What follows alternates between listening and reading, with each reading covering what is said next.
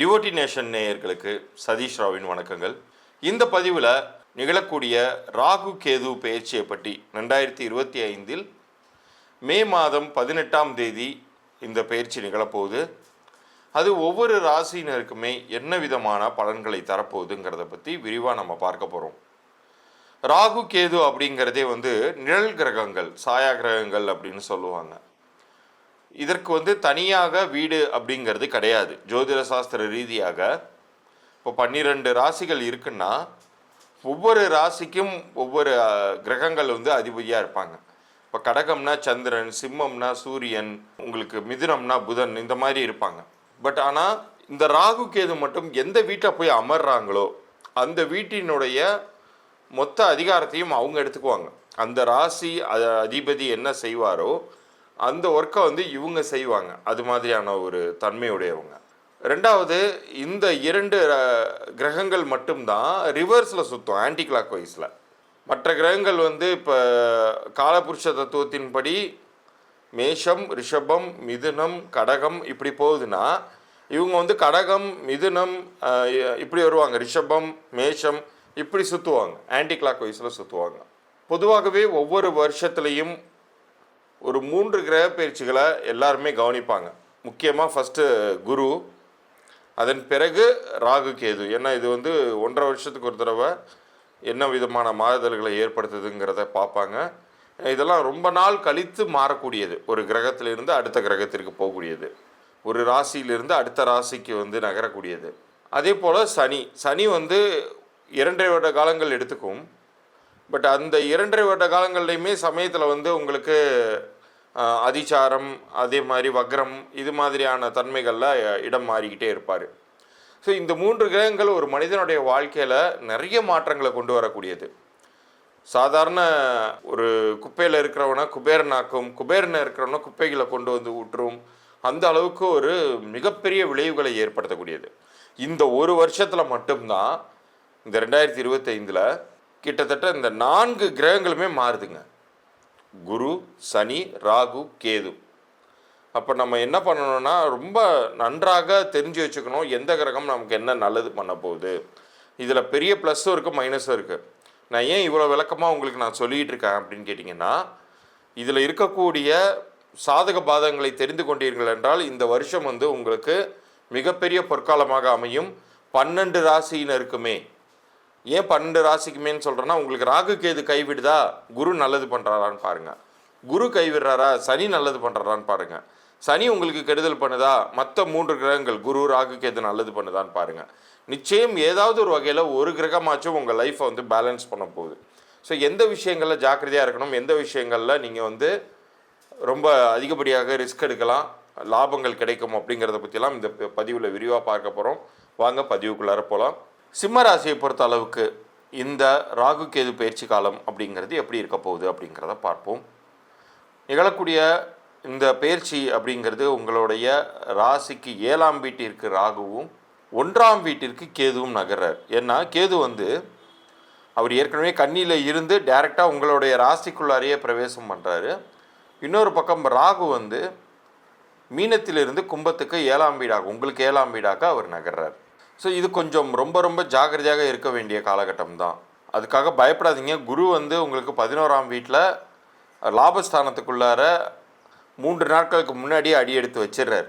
மே 15 அவர் ஒரு பேலன்ஸ் பண்ணுறதுக்காக, உங்களுடைய லைஃப்பில் பிரச்சனைகளை கம்மி பண்ணுவதற்காக அவர் 11ஆம் வீட்டுக்கு லாபஸ்தானத்துக்கு வந்துடுறார் குரு. ஆனால் இந்த ராகுவை பொறுத்த வரைக்கும் இந்த 7ஆம் வீட்டிற்கு வருவது அப்படிங்கிறது உங்களுக்கு களத்திர ரீதியான தோஷங்களை உண்டு பண்ணும். இப்போ யாராச்சும் வீட்டில் அலையன்ஸ் தேடிட்டு இருக்கீங்கன்னா அது நிச்சயம் தள்ளி போகும், அல்லது முடிகிற மாதிரி இருந்து கடைசி நிமிஷத்தில் ஏதாச்சும் ஒரு சிக்கல்களை உண்டு பண்ணும். அதனால் ஒரு முறைக்கு பல முறை கலந்து ஆலோசித்து நீங்கள் வரன் தேடுவது நல்லது. அல்லது திருமண முயற்சிகளில் இருக்கக்கூடிய வீட்டு பெரியவர்கள் இந்த கால சூழ்நிலையை புரிந்து கொண்டு அதற்கு தகுந்தாற் போல் நடந்துக்கணும். இப்போ நல்லா கொட்டுற மலையில் யாரும் உப்பு வைக்க போக மாட்டாங்க இல்லையா, காத்தாடி காலத்தில் மாவு வைக்க போகக்கூடாது இல்லையா, அது மாதிரியான ஒரு காமன் சென்ஸ் தான் இது.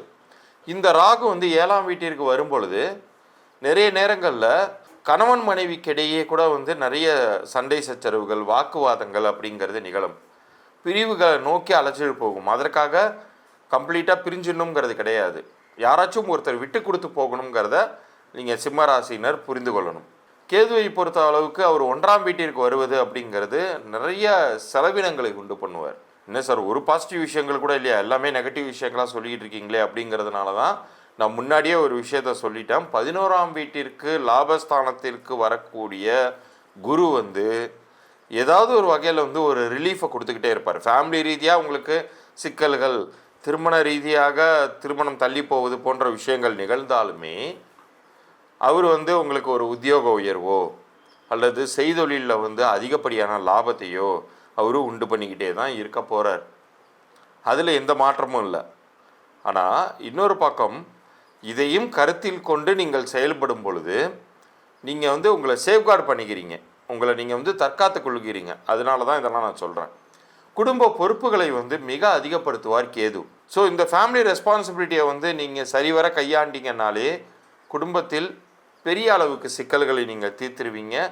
வெளியிடங்களில் நிறையா ஜாப் ரீதியாகவோ பிஸ்னஸ் ரீதியாகவோ ஃபோக்கஸ்டாக இருங்க.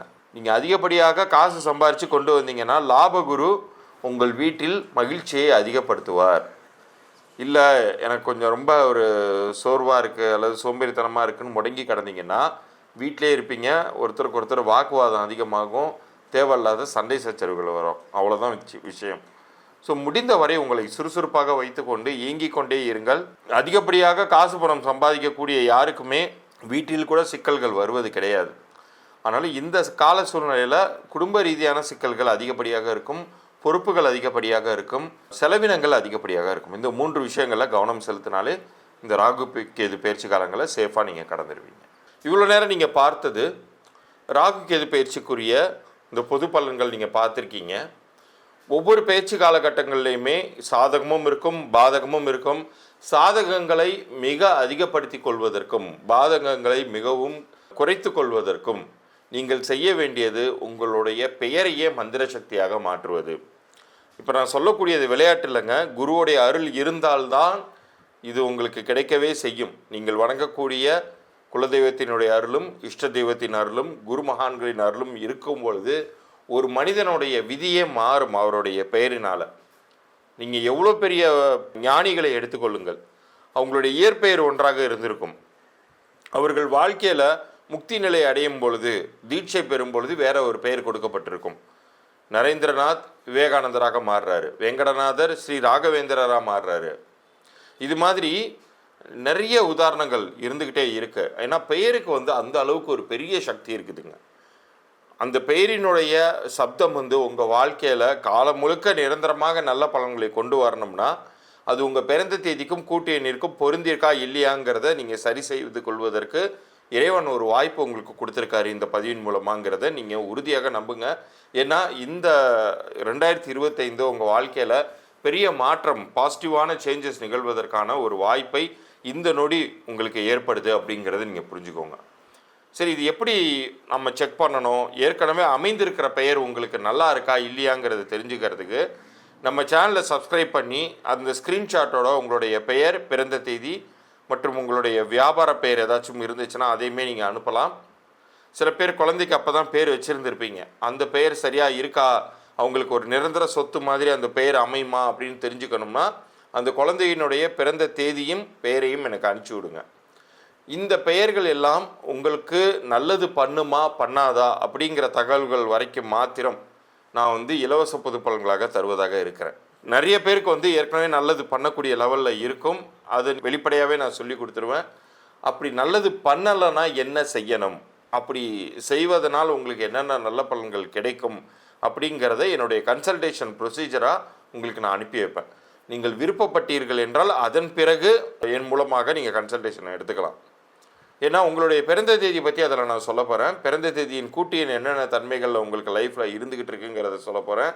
தற்போது உங்களுக்கு அமைந்திருக்கக்கூடிய பெயர் என்ன விதமான பலன்களை கொடுத்துக்கிட்டு இருக்குங்கிறத பற்றியெல்லாம் விரிவாக நான் சொல்ல போகிறேன். விருப்பமுள்ளவர்கள் இதை அனுப்பி வைங்க. உங்களுக்கான மிக சக்தி வாய்ந்த பெயர் திருத்தம் அமைவதற்கான காலம் இதுவே குரு உங்களுக்கு கொடுக்கக்கூடிய ஒரு நல்ல வாய்ப்பு. இதை பயன்படுத்தி கொள்ளுங்கள். உங்கள் லைஃப்பில் மாபெரும் அச்சீவ்மெண்ட்டை இந்த வருஷ கடைசிக்குள்ளார நீங்கள் அடைவதற்கு எல்லாம் உள்ள இறைவனை வேண்டி இந்த பகுதியை நிறைவு செய்கிறேன். மீண்டும் அடுத்த ஒரு சுவாரஸ்யமான பகுதியில் சந்திப்போம். நன்றி, வணக்கம்.